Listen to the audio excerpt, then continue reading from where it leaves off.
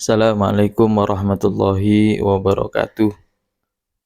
Di sini kami akan melanjutkan pembacaan kitab, ini bertepatan pada hikayah yang ke-12 menerangkan tentang fi fadlis sabat, yakni menjelaskan tentang keutamaan dari keteguhan, ketetapan, keteguhan yang dipertahankan.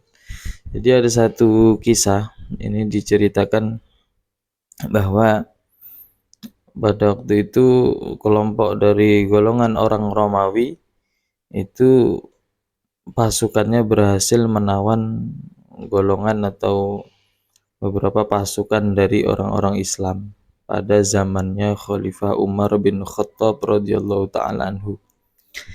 Kemudian ada seseorang yang mensifati kepada pemimpin pasukannya orang Romawi ini, bahwa di dalam jamaah itu ada laki-laki yang kuat dan mempunyai wibawa yang begitu besar. Kemudian pemimpin ini atau komandannya pasukan Romawi ini mengundang orang itu, menyuruh orang itu supaya dia bisa melihat siapa orang itu. Kemudian ciri-ciri dari pemimpinnya orang Romawi ini, jadi sebelum masuk ke dalam ruangan orang ini, itu di dalam ruangannya itu harus melalui beberapa rantai yang panjang, sehingga kayak dibentang gitu mungkin, sehingga orang yang lewat itu tidak akan bisa masuk kecuali orang itu akan agak menunduk gitu kan. Kemudian orang laki-laki ini ketika disuruh masuk ke dalam situ dan mengetahui bahwa kalau masuk ke situ itu harus harus menundukkan kepalanya, maka dia tidak mau. Karena dia tidak mau itu tadi, alasannya adalah karena saya malu kepada Nabi Muhammad SAW. Harus masuk kepada orang kafir dengan keadaan yang semacam itu, semacam keadaan rukuk semacam itu. Kemudian komandannya ini menyuruh supaya ayo dah kalau gitu angkat ini rantainya, angkatkan supaya orang ini masuk tanpa harus menunduk. Kemudian diangkat. Nah, ketika diangkat, akhirnya dia berhasil masuk ke dalam dan duduk bersama komandan orang Romawi ini, dan di situ dia bercerita banyak hal. Yang mana ujung-ujung dari pembicaraan komandan kepada lelaki ini itu adalah menyuruh kepada laki-laki pemuda yang ditawan ini tadi dari golongan orang muslimin, itu menyuruh orang ini supaya masuk kepada agamanya, kemudian akan memberikan cincinnya komandan ini kepadanya. Dan selain itu, pemuda ini nanti akan dikasih juga beberapa sebagian dari wilayahnya negara Rum ini, dan kamu bisa melakukan apa yang kamu kehendaki. Itu yang ditawarkan oleh komandan Romawi kepada laki-laki ini tadi. Tapi kemudian laki-laki ini memberikan satu pertanyaan, emang berapa yang akan saya dapatkan kalau wilayah Rum ini kamu berikan dari harta duniawinya? Kemudian komandannya menjawab bahwa sulusuha, sepertiga dunia ini bisa kamu miliki, aurubuha atau seperempat dunia ini.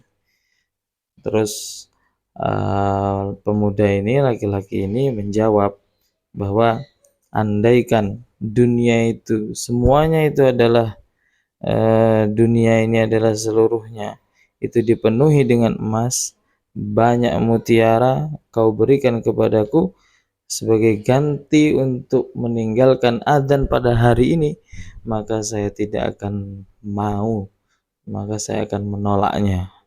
Nah, kemudian Komandan Rom ini pun bingung. Emang adzan itu apa? Kok engkau sampai mau menolak gara-gara supaya bisa mendengarkan adzan itu?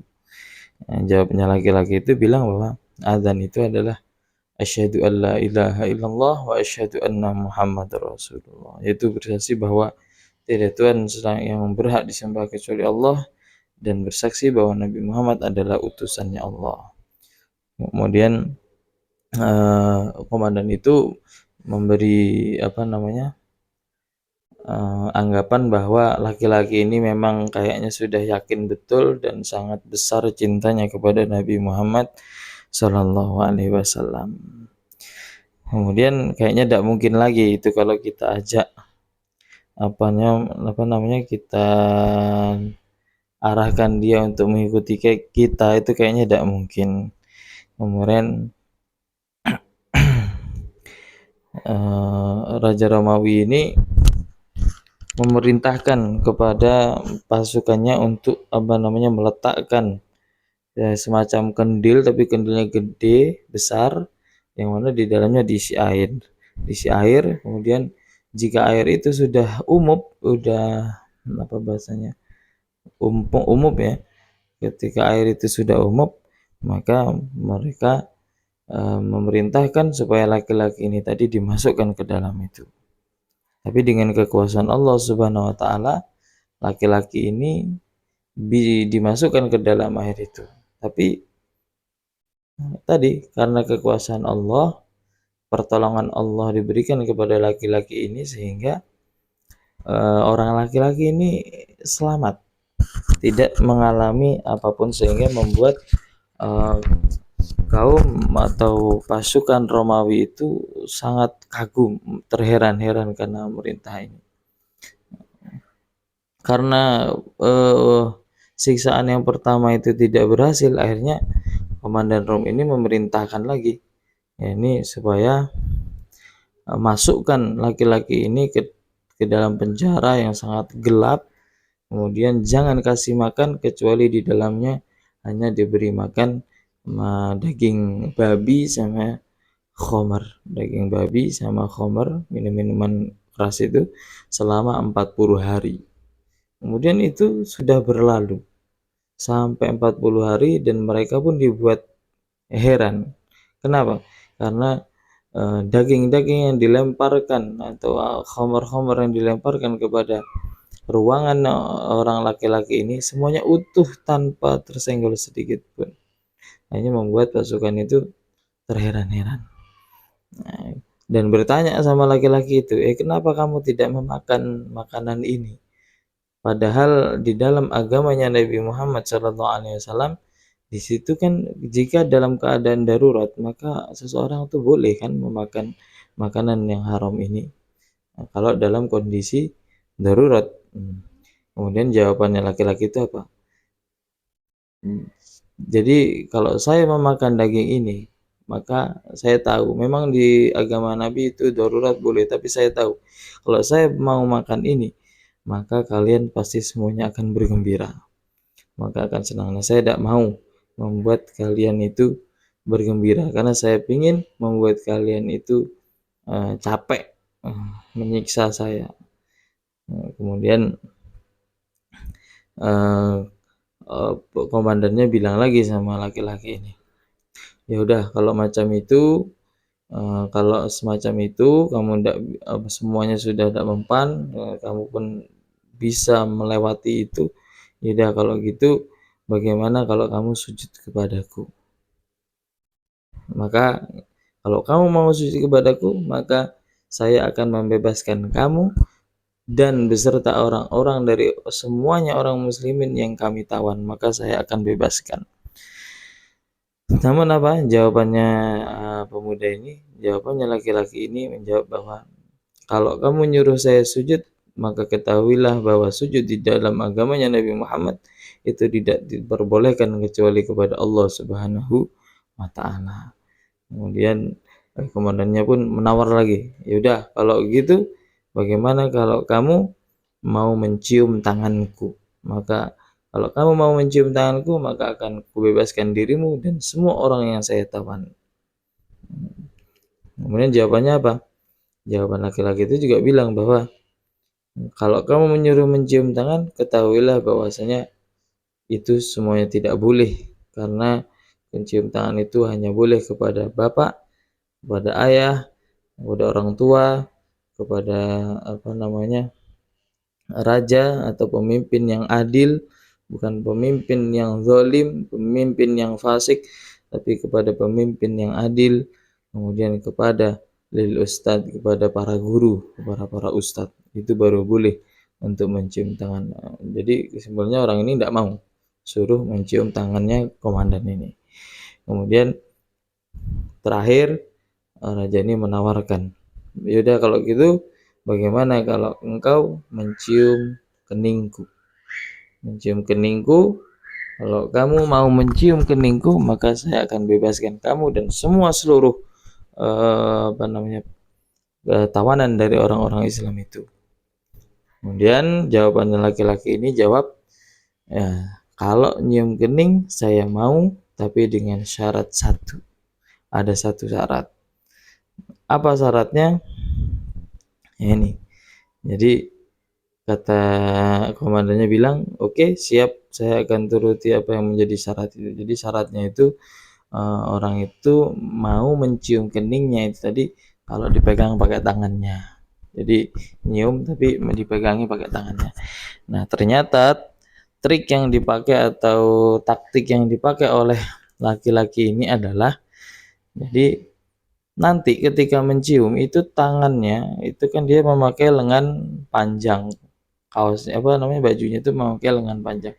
Nah, sehingga lengan dari pakaiannya itu akan bergelayut atau apa ya bahasanya, bergelayut ya, kemudian akan menutupi penciumannya kepada keningnya itu tadi. Nah, niatnya pemuda ini adalah ibaratnya dia tetap tidak sudi nuruti apa yang menjadi keinginannya orang-orang kafir itu. Jadi dia mensiasati saja bahwa mencium komandan ini adalah, tapi diniati dengan cuma, "Ya Allah, saya niatkan mencium ini bukan karena menuruti dia, tapi saya mencium baju komisku ini. Saya niat mencium baju, lengan bajunya pakaianku ini." Nah, kemudian itu dilakukan dan akhirnya betul orang itu tadi akhirnya dilepaskan dan golongan dari orang-orang Islam yang lain yang ditawan itu juga dilepas. Selain itu, pemuda ini juga diberi harta yang banyak. Kemudian komandan ini pun memberikan surat, yang surat ini diberikan kepada Sayyidina Umar radhiyallahu anhu. Katanya apa ungkapannya? "Andai kata laki-laki ini itu ada di dalam negaraku dan di dalam agamaku, pasti saya akan meyakini bahwa dia ini adalah berhak untuk disembah." Katanya komandannya itu mensurati Sayyidina Umar. Kemudian ketika orang ini sudah kembali kepada pangkuan atau kepada masyarakatnya Sayyidina Umar, akhirnya apa yang dilakukan? Sayyidina Umar mengatakan kepada laki-laki ini, apa yang dikatakan? Berhubung laki-laki ini tadi sudah diberikan banyak harta oleh orang apa? Oleh komandan tadi, Sayyidina Umar bilang bahwa jangan kamu pakai uang itu sendiri, tapi sebarkan atau berikan juga kepada orang lain yang ada di kota Madinahnya Nabi Muhammad SAW. Hanya orang itu pun melakukan apa yang diperintahkan oleh Sayyidina Umar radhiyallahu anhu. Demikian adalah menjelaskan tentang fadli sabat, yaitu keutamaan keteguhan yang diberikan, apa keteguhan yang dipegang teguh sehingga tidak tergoyah sedikit pun. Jadi masalah keimanan kita harus tetap beriman kepada Allah, memegang keimanan itu jangan sampai terlepas walaupun banyak ujian yang merintang sehingga akan mempertaruhkan nyawa kita, karena nyawa kita tidak ada apa-apanya dibandingkan keimanan kita kepada Allah Subhanahu wa taala. Jadi itu pesan yang dapat disampaikan, semoga bermanfaat. Astaghfirullah min qaulin bila amalin. Wassalamualaikum warahmatullahi wabarakatuh.